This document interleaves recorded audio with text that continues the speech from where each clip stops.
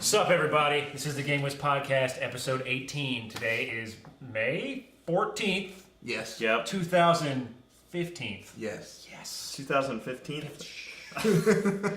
Today on the podcast, as always, it's me, Eli, with Michael and Andrew. Hey. What's up? Mine and Michael's job is always to yell at one another, and Andrew's job to keep us on point. Today Which we're gonna Andrew doesn't do well. No, because we don't know what we're doing.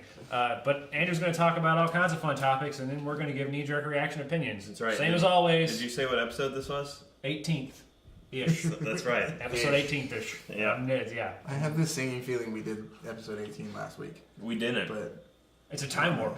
That's right. It's like we're just adding on. It's just a 3-hour 18th episode. It's like the GameWisp podcast episode 1, right? Right. If anybody finds that, let us know. We lost. It was really insightful, though. Yeah, we had so many bold claims. It may exist. So many, We don't know where it is. It was moments of brilliance just over and over and over again. Okay. What are we talking? Whatever. Look, I only got so much coffee here. We got to get through this. Right. All right, so topics.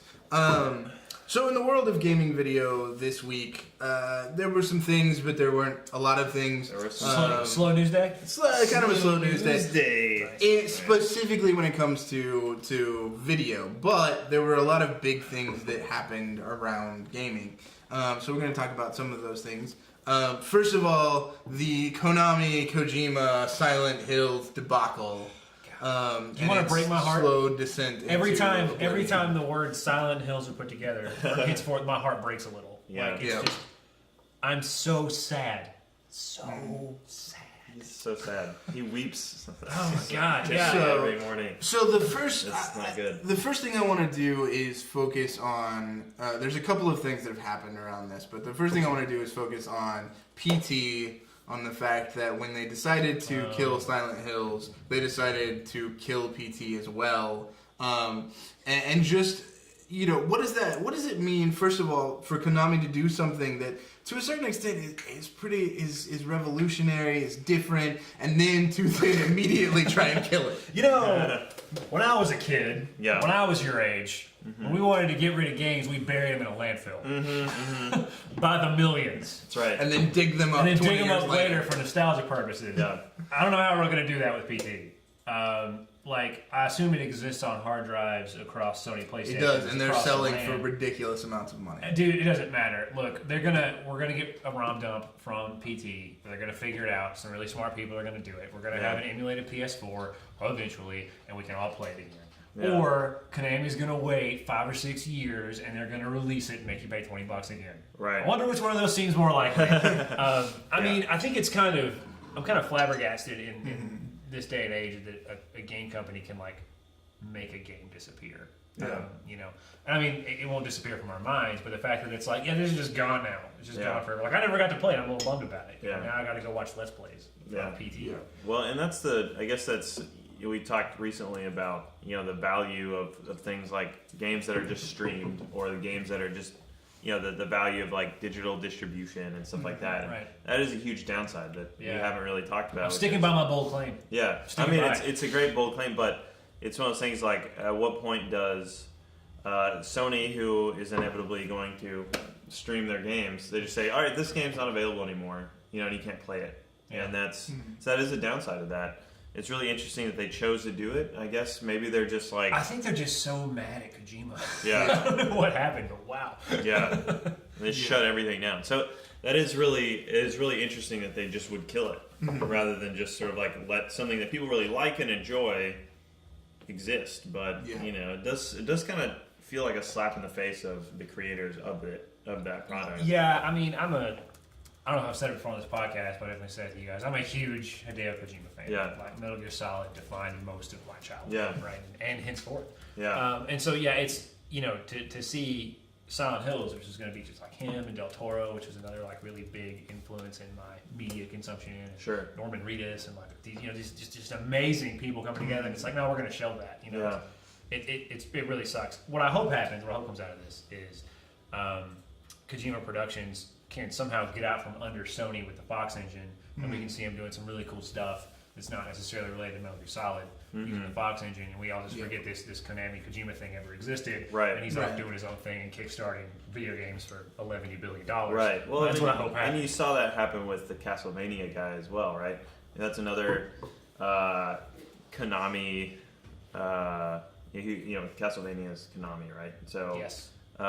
he left Konami, and then this week, spent some time on Kickstarter announcing his new project and raised like $1 million in a day. Yeah, and here's my plea. Here's my plea to Hideo Kojima. I don't remember his name because I know he watches this. Yeah. Hideo Kojima. He does. He does, yeah.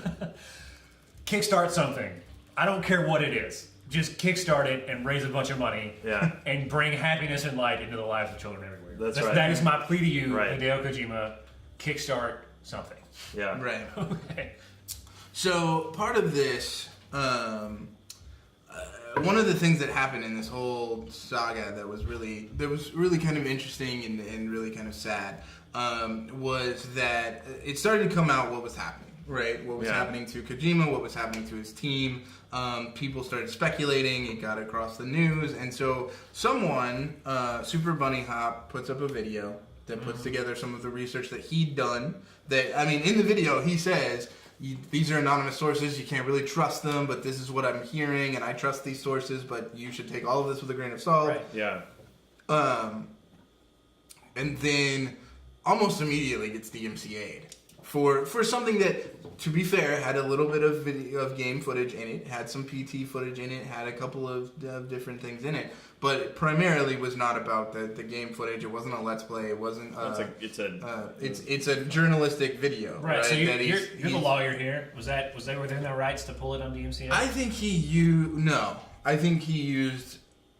First of all, there's a question of whether Let's Plays are ever DMCA-able. Sure. But that's a very much longer question. But just, I think he used little enough of each of the things that he was using. It's like someone, for example, talking about a movie and using a couple of clips from a trailer.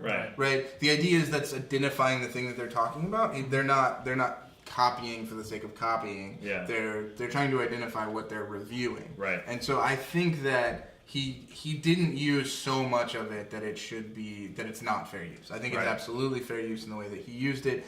And to be fair, he fought it and they put it back up. Sure. And I don't know how many times we're going to have to say this on this podcast. It seems like we say it every Infinity week. times. Eli. DMCA and Content ID takedowns are not a censor. They're not a censor. And when you try to use them as a censor, you shoot yourself in the face. Yes. Because the person whose video you took down just makes another video and complains about it, and you look even worse. Right. Like, DMCA absolutely. Every not single a censor. time, that's what happened. Yeah. And not every a single censor. time. I mean, I guess we can give these people the benefit of saying the same person usually is not repeating this mistake over and over again. I guess everybody gets one. It's like everybody, like every company is like, oh, what should I do? Like, well, I guess I got this content ID now. Push that button, take that down. Is that, and then it gets put back up and you look stupid. And then the next company's like, oh, the big shiny content ID button. I'm going to take this down, and it really does nothing but make you look worse than what you... Or, in the case of this kind of thing, is number one, is a journalistic issue, right? It's definitely not a Let's Play. So, number one, you look bad for, it's not even, censoring a Let's Play. It's not even censoring, critique. It's you're, silencing a journalist, right? So that's bad. And then stack on top of that,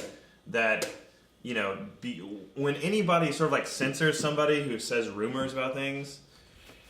The percentage likelihood that you're confirming that what he's saying is true is so high. At least in the court of public opinion, right? Right, It's yeah. that's all they took it down. It's got to be true. Look, the right answer is respond to the allegations. Yeah. Respond to the claims. In whatever way you see fit. Hopefully with honesty.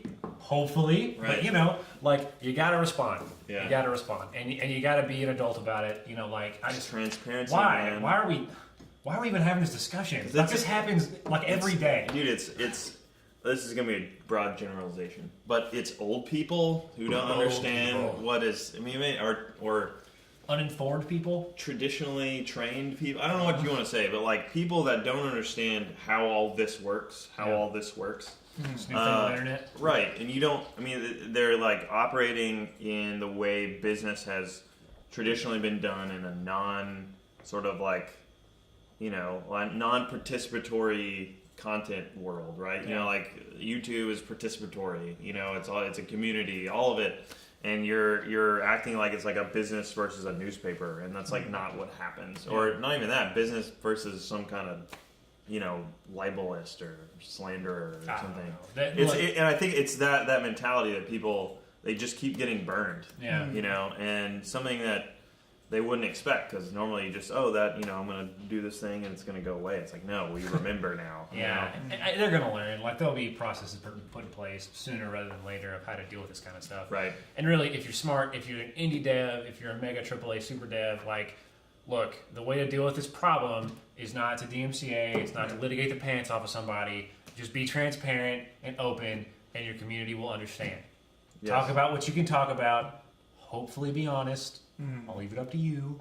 Hopefully be honest. Yeah. And you'll get past it. That's the way to recover from these online digital media just shitstorms now. Right. That's what you have to do. Yeah, absolutely. So, yeah, I mean, we've said that over and over again. This will continue to happen. People will continue to try and use Content ID and DMCA to get rid of things that shine unfavorably on them.